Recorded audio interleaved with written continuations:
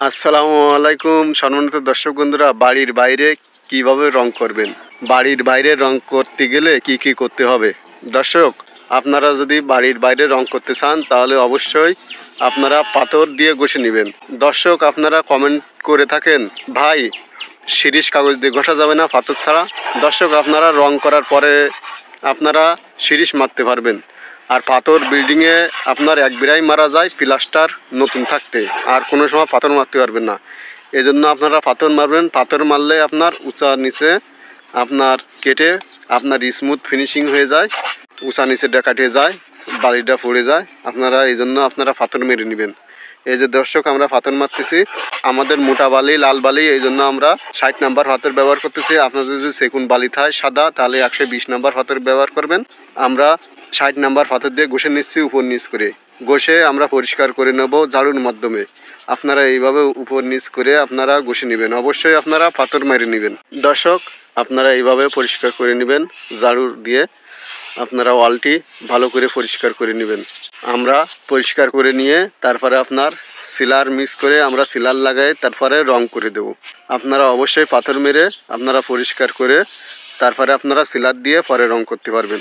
ভাই অনেকেই কমেন্ট করে থাকেন ভাই বাইরে কি রং করব, বাইরে কি রং করলে আপনার লাস্টিং হবে এবং দীর্ঘস্থায়ী হবে। আপনারা অবশ্যই ওয়েদার কোট সিলার করবেন, ওয়েদার কোট রং করবেন। ওয়েদার কোট ছাড়া বাইরে কিছু করা যায় না। রোদ বৃষ্টি জল তুফানে আপনার ওয়েদার কোট রঙে কিছু হয় না। আপনারা ওয়েদার কোট লং লাইফ ব্যবহার করতে পারেন, ওয়েদার কোট স্মুথ ব্যবহার করতে পারেন। দর্শক, তাহলে পুরো ভিডিওটি দেখতে থাকুন, ভিডিওটা কন্টিনিউ করুন। দর্শক, ভিডিওটি ভালো লাগলে লাইক করবেন, আর এখনও যারা চ্যানেলটি সাবস্ক্রাইব করেননি অবশ্যই সাবস্ক্রাইব করে রাখবেন। দর্শক, এইবার জানিয়ে দেব বাইরের রং কিভাবে করবেন, বাইরের রঙের দাম কত, বাইরের রং কিভাবে মিক্স করব, বাইরের রঙের ভিতরে কতটুকু পানি দেব, এ টু জেড ভিডিওতে তুলে ধরছি। ভিডিওটি কন্টিনিউ করুন। দর্শক, বাইরে রং করতে হলে অবশ্যই আপনাদের ওয়েদার কোট রং করতে হবে। ওয়েদার কোট রং করবেন, আর ওয়েদার কোট রং করলে রোদ বৃষ্টি জল তুফান আপনার যা হোক রঙে কোনো সমস্যা হবে না। এই জন্য আপনারা অবশ্যই ওয়েদার কোট রং করতে হবে বাড়ির বাইরে। দর্শক, অনেকেই কমেন্ট করেছেন ওয়েদার কোট রঙের ভিতরে কতটুকু পানি দেব। দর্শক, আপনারা যদি 18 লিটারের 1 ড্রাম ওয়েদার কোট রং ব্যবহার করেন তাহলে আপনারা পানি দিবেন 5 থেকে 6 লিটার। 5-6 লিটার পানি দিয়ে আপনারা ভালো করে মিক্স করে নিয়ে তারপর ওয়ালে লাগাতে পারেন। আর এরকম আমাদের মতন যদি আপনারা 1 গ্যালন রং ব্যবহার করেন তাহলে আপনারা পানি দিতে পারবেন 1.5 লিটার। 1 লিটার অথবা 1.5 লিটার পানি দিয়ে আপনারা ভালো করে মিক্স করে তারপরে আপনারা ওয়ালে লাগিয়ে দিবেন আমাদের মতন এরকম 9 ইঞ্চি রুলারের মাধ্যমে। আমরা 9 ইঞ্চি রুলারের মাধ্যমে আমরা রঙগুলো লাগিয়ে দিচ্ছি ওয়েদার কোট রং।